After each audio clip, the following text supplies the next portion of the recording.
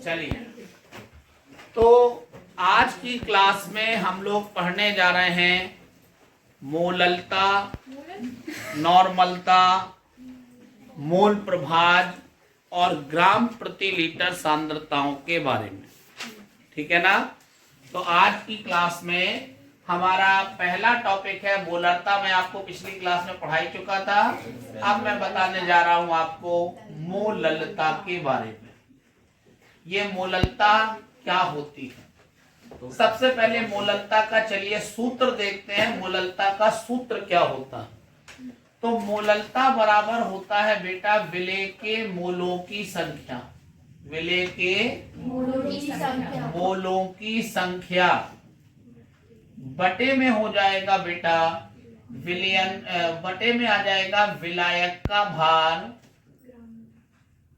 विलायक का भार किलोग्राम में। तो मोललता का सूत्र होता है विलेय के मोलों की संख्या बटे विलायक का भार किलोग्राम में।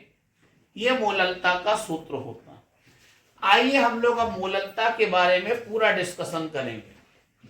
क्या आपको मालूम है यहाँ पे क्या लिखा हुआ दिखाई दे रहा है? आपको याद रखना है, यहाँ पर एक मान लिया जाता है। कुछ नहीं है तो क्या मान लोगे? एक मान लेंगे और परिभाषा बन जाएगी मोललता की कि किसी विलायक के 1 किलोग्राम भार में उपस्थित विलेय के मोलों की संख्या को मोललता कहते हैं। ठीक है ना।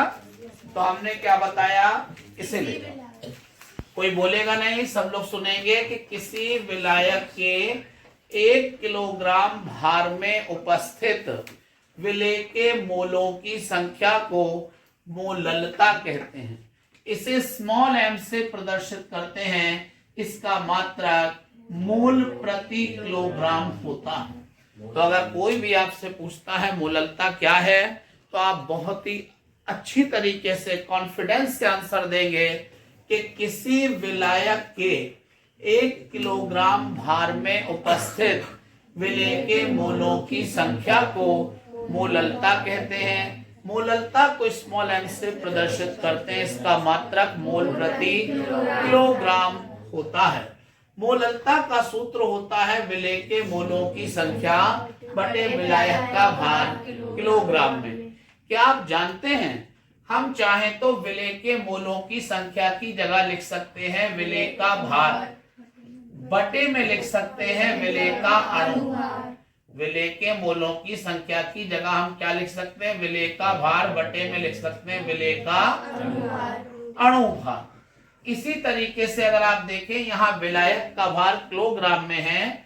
आप चाहें तो लिख सकते हैं विलायक का भार किसमें? किलोग्राम की जगह हमने अगर यहाँ ग्राम मान लिया तो यहाँ अपॉन में 1000 आपको मानना पड़ेगा, यहाँ 1000 लिखना पड़ेगा।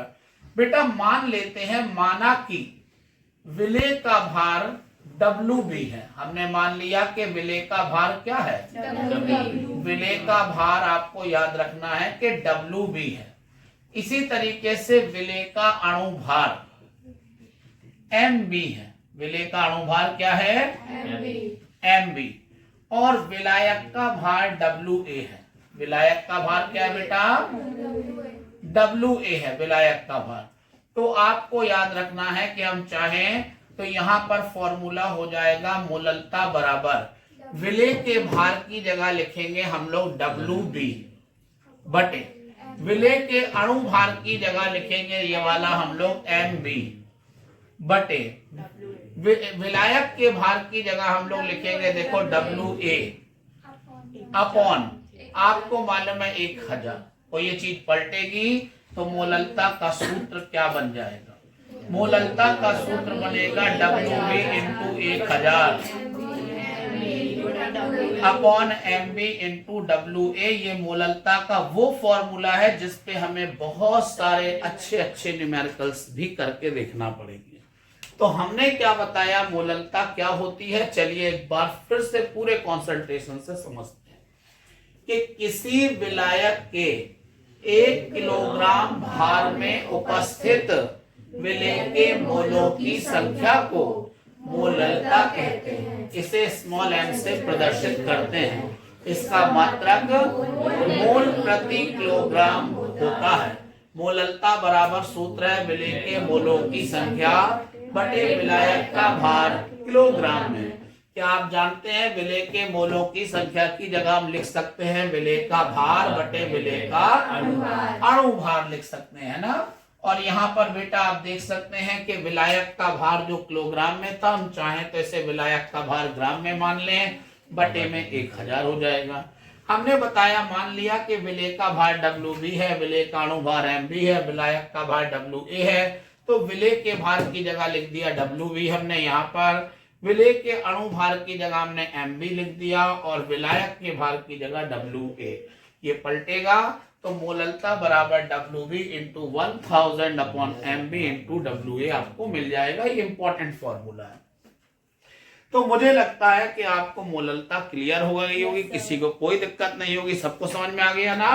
तो हम लोग आगे बढ़ जाएं। तो चलिए बढ़ने के पहले एक बार देख लेते हैं लास्ट बार मोललता की फिर से परिभाषा। मोललता क्या होती है? तो किसी विलायक के 1 किलोग्राम भार में उपस्थित विलेय के मोलों की संख्या को मोललता कहते हैं। बेटा मैं आपको बता दूं कि इस परिभाषा में कई बार लोग बड़ी गलती करते हैं। क्या बेटा? जितने भी विलयन की सांद्रता निकालने की परिभाषाएं हैं उनमें सब में लास्ट में हमेशा विलयन आता है, अपॉन में विलयन शब्द आता है और इसमें आ रहा है विलायक। तो मोललता में विलायक शब्द जब आता है तो कुछ दिनों बाद हम लोग भूल जाते हैं और यहाँ विलायक की जगह हम बोलने लगते हैं विलयन। समझ में आ रही ना?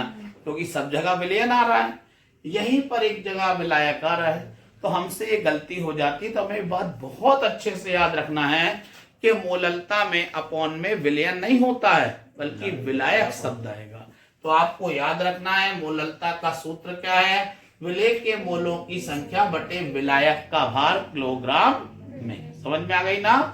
अब बेटा हम मोललता के बाद आपको अगला टॉपिक पढ़ाएंगे जिसका नाम है नॉर्मलता। ठीक है ना? नॉर्मलता। क्या आप जानते हैं नॉर्मलता का सूत्र क्या होता है? नॉर्मलता बराबर होता है बेटा विलेय के ग्राम तुल्यांकों की संख्या, विलेय के ग्राम तुल्यांकों की संख्या बटे विलयन का आयतन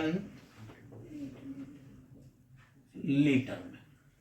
तो नॉर्मलता बराबर सूत्र होता है विलेय के ग्राम तुल्यांकों की संख्या बटे विलयन का आयतन लीटर में। समझ में आ रही ना?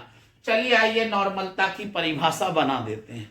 यहाँ बताइए आपको क्या दिखाई दे रहा है? अरे भाई कुछ नहीं दिख रहा तो आपने एक बोल दिया है ना।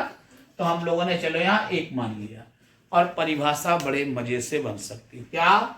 कि किसी विलयन के, कोई बोलेगा नहीं, सबको समझना है भाई, किसी विलयन के 1 लीटर आयतन में उपस्थित विलेय के ग्राम तुल्यांकों की संख्या को नॉर्मलता कहते हैं। किसी विलयन के 1 लीटर आयतन में उपस्थित विलेय के ग्राम तुल्यांकों की संख्या को नॉर्मलता कहते हैं। बेटा नॉर्मलता को कैपिटल N से प्रदर्शित करते हैं। ठीक है ना? इसका मात्रक ग्राम तुल्यांक प्रति लीटर होता है। नॉर्मलता का मात्रक क्या होता है? ग्राम तुल्यांक प्रति लीटर होता है। नॉर्मलता का सूत्र होता है नॉर्मलता बराबर विलेय के ग्राम तुल्यांकों की संख्या बटे विलयन का आयतन लीटर में। क्या आप जानते हैं हम विलेय के ग्राम तुल्यांकों की संख्या की जगह क्या लिख सकते हैं? हम लोग लिख सकते हैं इसकी जगह विलेय के ग्राम तुल्यांकों की संख्या की जगह लिखा जा सकता है विलेय का भार बटे विलेय का तुल्यांकी भार। विलेय का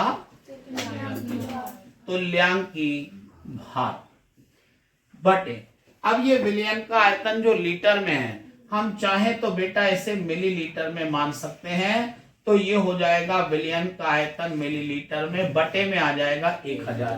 क्योंकि अगर आप लीटर की जगह यहाँ मिलीलीटर करते हो तो आपको बटे में बेटा 1000 लेना पड़ता है। समझ में आ रही है ना? अब हम मान ले रहे हैं क्या वही कहानी, माना कि विलेय का भार क्या है बेटा, आपको याद रखना है कि विलेय का भार WB है। हमने मान लिया कि विलेय का भार WB। इसके अलावा विलेय का तुल्यांकी भार क्या है बेटा, तो आपको याद रखना है कि विलेय का तुल्यांकी भार EB है। क्या मान ले रहे हैं? और बेटा विलयन का आयतन मान लेते हैं V। विलयन का आयतन क्या मान ले रहे हैं? तो आपको ने देखा कि विलयन का आयतन हमने मान लिया है V। ठीक है ना। तो हम लोग लिख सकते हैं क्या, नॉर्मलता बराबर सूत्र क्या बन जाएगा, विलेय के भार की जगह आएगा WB, तो ये लिख दिया, बटे विलेय के तुल्यांकी भार की जगह आएगा EB, बेटा ये लिख दिया। विलयन के आयतन की जगह देखो आएगा बेटा V, ये लिखा, बटे में 1000। तो नॉर्मलता का सूत्र क्या निकलेगा, WB into 1000 upon EB into V। ये बेटा नॉर्मलता का वो फॉर्मूला आ गया जिसपे हमें बहुत सारे न्यूमेरिकल सॉल्व करना पड़ेंगे। तो कुल मिलाकर अगर कोई भी आपसे कहे नॉर्मलता क्या होती है, तो आप बता सकते हैं क्या, हम बोलेंगे किसी विलयन के 1 लीटर आयतन में उपस्थित विलेय के ग्राम तुल्यांकों की संख्या को नॉर्मलता, इसे कैपिटल N से प्रदर्शित करते हैं। इसका मात्रक ग्राम तुल्यांक प्रति लीटर होता है। मैंने बताया कि नॉर्मलता बराबर सूत्र है विलेय के ग्राम तुल्यांकों की संख्या बटे विलयन का आयतन लीटर में। आपको मालूम है विलेय के ग्राम तुल्यांकों की संख्या की जगह क्या लिख सकते हैं, विलेय का भार बटे विलेय का, और विलयन का आयतन लीटर में है तो इसे लिख सकते हैं विलयन का आयतन मिलीलीटर में बटे 1000। मान लिया कि विलेय का भार WB है, विलेय का तुल्यांकी भार EB है, विलयन का आयतन V है, तो नॉर्मलता बराबर विलेय के भार की जगह देखो WB, विलेय के तुल्यांकी भार की जगह और विलयन के आयतन की जगह V बटे 1000 आ गया। नॉर्मलता बराबर WB into 1000 upon EB into V, ये नॉर्मलता का सूत्र हो गया। ठीक है ना, कोई दिक्कत?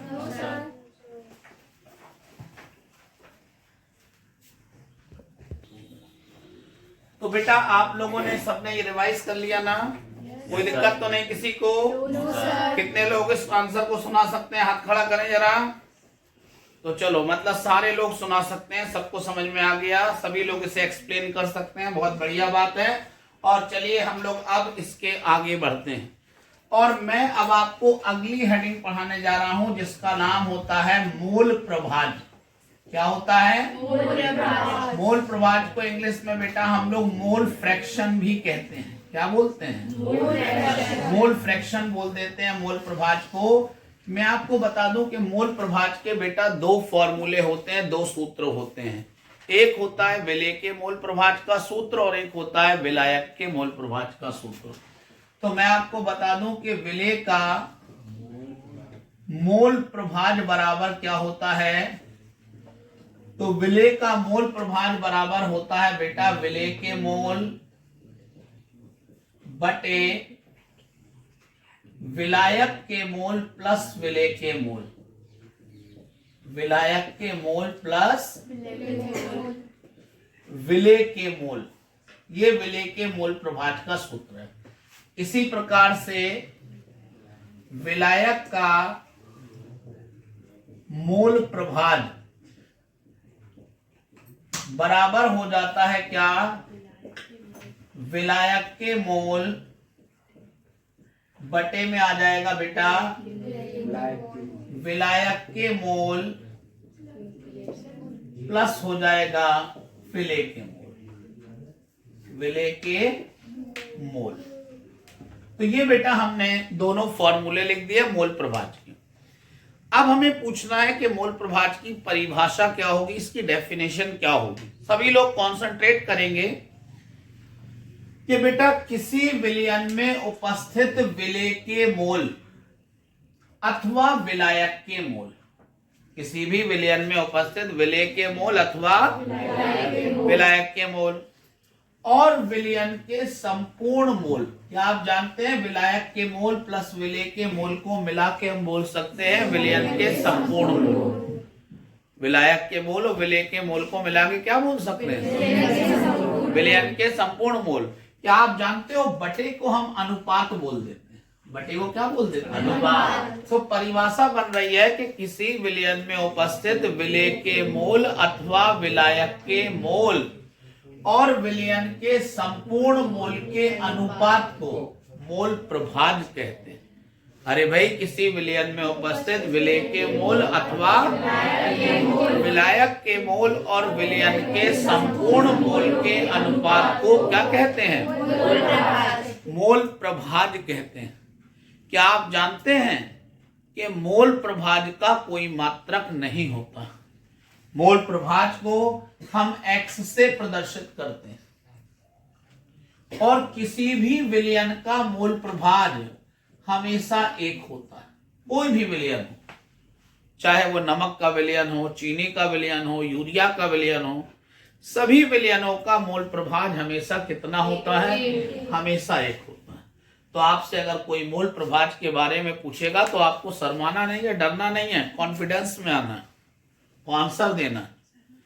क्या बोलेंगे कि किसी विलयन में उपस्थित विलेय के मोल अथवा और नहीं बोलना, किसी विलयन में उपस्थित विलेय के मोल अथवा विलायक के मोल और विलयन के संपूर्ण मोल के अनुपात को मोल प्रभाज कहते हैं।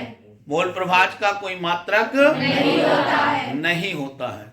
और इसे किससे प्रदर्शित करते हैं? और विलयन का मोल प्रभाज कितना होता है? क्या आप जानते हैं विलेय का मोल प्रभाज बराबर सूत्र होता है विलेय के मोल बटे विलायक के मोल प्लस विलेय, और विलायक का मोल प्रभाज बराबर सूत्र होता है विलायक के मोल बटे विलायक के मोल प्लस विलेय के मोल। क्लियर? कोई दिक्कत तो नहीं? तो ये था बेटा मोल प्रभाज के बारे में। क्लियर? अब हम आपको बताते हैं ग्राम प्रति लीटर सांद्रता के बारे में। अगली सांद्रता है ग्राम प्रति लीटर सांद्रता। बेटा ये ग्राम प्रति लीटर सांद्रता होती क्या है? इसे इंग्लिश में ग्राम पर लीटर कॉन्सेंट्रेशन भी बोलते हैं। तो ये ग्राम प्रति लीटर सांद्रता क्या है? तो सब लोग सुनेंगे कि ग्राम प्रति लीटर सांद्रता बराबर विलेय के ग्रामों की संख्या बटे विलयन का आयतन, विलयन का आयतन लीटर में। ये होता है बेटा फॉर्मूला। तो अगर कोई पूछे ग्राम प्रति लीटर सांद्रता की परिभाषा क्या है, तो तुम्हें यहां क्या दिख रहा है? एक दिख रहा है ना?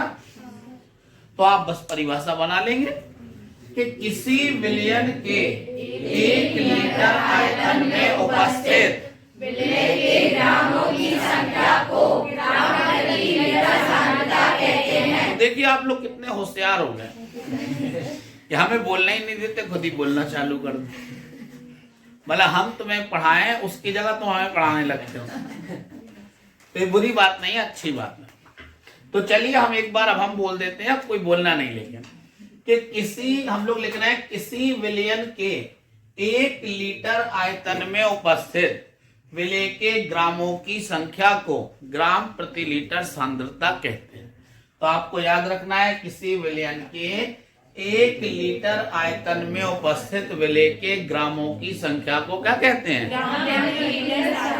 इसे एस से प्रदर्शित करते हैं। किससे करते हैं? और ग्राम प्रति लीटर सांद्रता बराबर होता है विलेय के ग्रामों की संख्या बटे विलयन का आयतन। अगर कोई कहे इसका मात्रक क्या है, तो आप बिल्कुल घबराना नहीं, तुरंत बता देना कि इसका मात्रक होता है ग्राम प्रति लीटर। क्या होता है? ग्राम प्रति लीटर। यही तो मात्रक होगा उसका, ग्राम प्रति लीटर। कोई दिक्कत किसी को? समझ में आ गई ना? बेटा ये जो हमने इतना सब कुछ पढ़ा है ये सब बड़ी सामान्य सी बात है। अब हम एक बहुत इंपॉर्टेंट बिंदु पर आने वाले हैं, एक इंपॉर्टेंट स्टार साइन पर अब हम लोग चर्चा करने वाले हैं। तो सभी लोग इस इंपॉर्टेंट स्टार साइन को समझेंगे। ये सब तो सामान्य चीजें हैं, मोलरता, मोललता, नॉर्मलता, मोल सामान्य। सामान्य से आगे की बात ये काम की है। और ये क्या है, हम आपको क्या बताने जा रहे हैं? एक क्वेश्चन पूछते हैं आप लोगों से, आप लोग मुझे उसका रिप्लाई दीजिए। कि ताप बढ़ाने पर आयतन पर क्या प्रभाव पड़ता है। ताप अगर हम बढ़ाएंगे तो आयतन पर क्या प्रभाव पड़ेगा, आयतन बढ़ जाएगा, आयतन घट जाएगा, क्या प्रभाव पड़ेगा। तो आप लोगों ने बता दिया कि ताप बढ़ाने पर आयतन घट जाएगा। ये गलत आंसर। ताप बढ़ाने पर आयतन कभी घटता नहीं है, बढ़ता है। आप जितना ज्यादा ताप बढ़ाएंगे आयतन उतना ही ज्यादा बढ़ेगा, घटता नहीं है ताप बढ़ाने पर आयतन। समझ में आ रही ना। मैं आपको बता दूं कि एक पेपर में प्रश्न आता है और इस प्रश्न का आंसर कम लोग लिख पाते हैं। सही आंसर, गलत तो सभी लोग लिख देते हैं, सही आंसर बहुत कम लोग लिख पाते हैं। क्या वो पूछ लेता है कि मोलरता और मोललता में से ताप का प्रभाव किस पर पड़ता है। मोलरता मोललता में से किस पर ताप का प्रभाव पड़ता है। तो मैं तुम्हें मोलरता मोललता की बात नहीं समझाता हूं, मैं तो तुम्हें ओवरऑल समझा देता हूं कि वो मोलरता पूछे, मोललता पूछे, नॉर्मलता पूछे, मोल प्रभाव पूछे, वो कुछ भी पूछे, हर प्रश्न का आंसर आपके पास से आना चाहिए। तो मैं आपको बता दूं कि जिन सांद्रताओं में आयतन का इस्तेमाल हो रहा है वो सब ताप के द्वारा प्रभावित होंगे। जिनमें आयतन का इस्तेमाल हो रहा है वो ताप के द्वारा प्रभावित होंगी, और जिन परिभाषाओं में, जिन सांद्रताओं में आयतन का इस्तेमाल नहीं हो रहा है वो ताप से प्रभावित नहीं होंगी। जैसे उदाहरण देता हूं कि मोललता जो है वो ताप से प्रभावित नहीं होती है क्योंकि इसमें आयतन का इस्तेमाल नहीं है, भार का इस्तेमाल है। समझ में आ रही ना। जबकि मैं तुम्हें बता दूं कि नॉर्मलता में आयतन का इस्तेमाल हो रहा है, मतलब ये ताप से प्रभावित होगी। मोल प्रभाव में आयतन का कहीं कोई नामो निशान नहीं है, तो मोल प्रभाव भी ताप से प्रभावित नहीं होगा। बात आ रही ना समझ में। तो कुल मिलाकर जिन सांद्रताओं में आयतन शब्द आता है वो ताप से प्रभावित होते हैं, और जिनमें आयतन नहीं आएगा, जिन सांद्रताओं में, वो कभी भी ताप से प्रभावित नहीं होंगे। मैं अब आपको बता दूं ताप का प्रभाव पड़ता कैसे, ये भी समझ लेते हैं। बेटा ये तो कंफर्म हो गया कि जहां आयतन होगा वहां ताप का प्रभाव पड़ेगा, लेकिन क्या प्रभाव पड़ेगा। अगर हम ताप बढ़ाएं तो ताप बढ़ाने पर याद रखना है आयतन बढ़ता है। ताप बढ़ाने पर आयतन बढ़ता है, और अगर आयतन बढ़ता है तो नॉर्मलता का मान घटता है। अगर आयतन बढ़ेगा, लोग रट लेते हैं ये वाली बात कि आयतन बढ़ेगा तो नॉर्मलता घटे। अरे रटो नहीं, सूत्र देखो आप उसका, आयतन बटे में है। अगर आप बटे वाली चीज को बढ़ाओगे तो याद रखना नॉर्मलता का मान अपने आप कम हो जाएगा, क्योंकि ये व्युत्क्रमानुपाती है।